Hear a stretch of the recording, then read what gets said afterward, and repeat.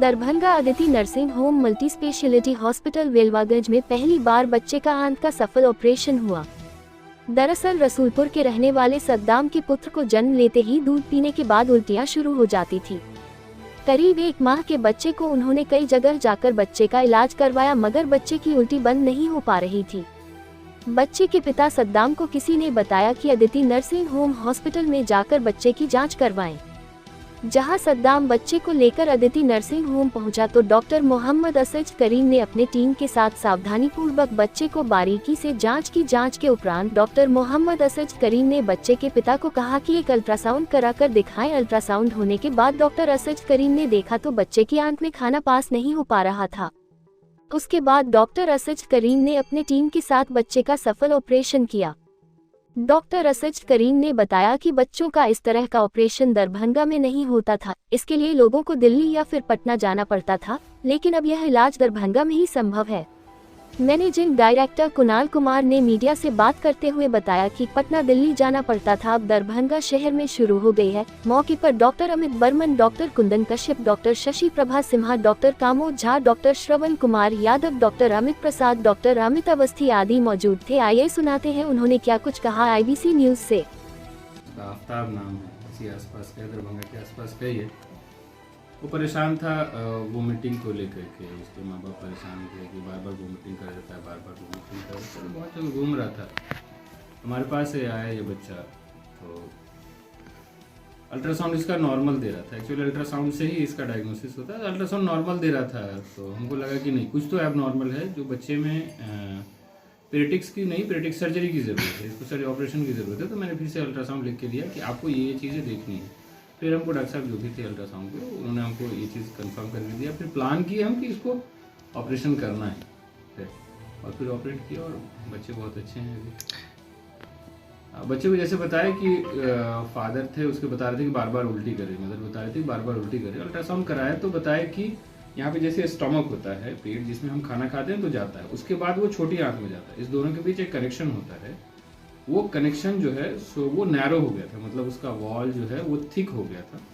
उसको इंग्लिश में बोलते हैं इन्फेंटाइल हाइपरट्रोफिक पायलोरिक स्टेनोसिस। ये सब दरभंगा में पहली बार ऑपरेट किए हैं? हाँ, ऑब्वियसली, मतलब हम इससे पहले ये सारे बच्चे पटना जाते थे, पटना में ऑपरेट होते थे। उनका खर्च भी बहुत होता था, आने जाने का ही कॉस्ट होता था बहुत ज़्यादा, फिर हॉस्पिटल का जो कॉस्ट है वो ज़्यादा होता था। अब ये सारी चीज़ें पेरेटिक सर्जरी से रिलेटेड सारी चीज़ें दरभंगा में ही अवेलेबल हैं, अदिति नर्सिंग होम में। हाँ, यहाँ भी अवेलेबल है और हमारे सेंटर पे भी अवेलेबल है। उम्र क्या होगी सर? 33 दिन है बच्चे की। और कितने दिन बच्चे को रहना होगा यहाँ पे? बच्चे तो परसों ऑपरेट किया और आज छुट्टी कर रहे हैं। वो तो गार्जियन कह रहे हैं कि सर 2-4 दिन और रख लीजिए, वो तो गार्जियन के प्रेशर पे रखे, लेकिन 1 से 2 दिन में बच्चे की छुट्टी हो जाती है।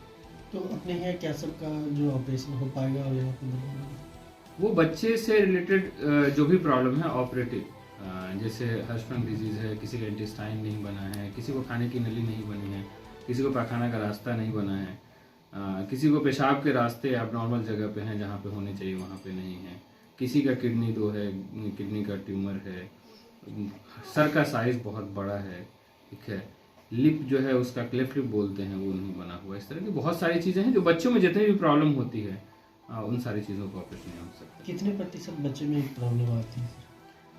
ये तो बहुत, मतलब इस साइड में कह पाना एज सच बड़ा मुश्किल है, लेकिन जो भी बच्चे इस तरह के उल्टी को लेकर के आते हैं, हम लोग एक बार इवैल्यूएट ज़रूर करते हैं इन चीज़ों को लेकर के कि उस तरह का प्रॉब्लम है कि नहीं। वो डिजीज़ वाइज वैरी करता है कि कौन सा डिजीज़ क्या है, सबका डिजीज़ का परसेंटेज अलग अलग है। तो मिथिला क्षेत्र के लिए इस तरह की सुविधा देने से कितना बेनिफिट दिखाई देता है? ये तो मिथिला के लिए ऑब्वियसली वरदान ही होगा कि मिथिला के बहुत सारे बच्चे अब जाते थे वहाँ पटना, अब उनको वहाँ नहीं जाना होगा, उनको दरभंगा में ही, उनके घर में ही ये सारी फैसिलिटीज़ अवेलेबल है।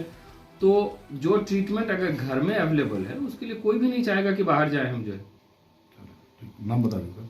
मेरा नाम डॉक्टर असद करीम बख्तियार है, MCH पेरेटिक सर्जरी मैंने किया है IGMS से। Sir, Aditi nursing home and hospital में बच्चे की किस तरह से आपने इलाज किया और बच्चे की स्थिति अब क्या है? देखिए, हॉस्पिटलिटी का जो ये होता है वो बच्चे को ICU चाहिए, ठीक है। तो ICU का सेटअप जहाँ भी प्रॉपर होगा, बैकअप होगा, वहाँ बच्चे ऑब्वियसली अच्छे होंगे। ऑपरेशन के बाद हमारे यहाँ ICU की ज़रूरत ज़्यादा होती है। तो आईसीयू जहाँ भी होगा वहाँ अच्छा रहेगा और यहाँ पे रिस्पांस अच्छा, आईसीयू साफ सुथरा है, डॉक्टर्स ऑन ड्यूटी रहते हैं 24/7 और हम टाइम टू टाइम विजिट करते हैं, हम गाइड करते रहते हैं लोगों को। अगर कुछ ऐसा एबनॉर्मलिटी हुआ तो हम खुद भी आकर के देखते हैं। और बच्चों का फ्लो अच्छा है, मतलब वो आज डिस्चार्ज हो रहे हैं। हर डिजीज़ टू डिजीज़ वैरी करता है कि किस डिजीज़ में कितने दिन रहेगा। इस डिजीज़ में 1 से 2 दिन में छुट्टी हो जाती है।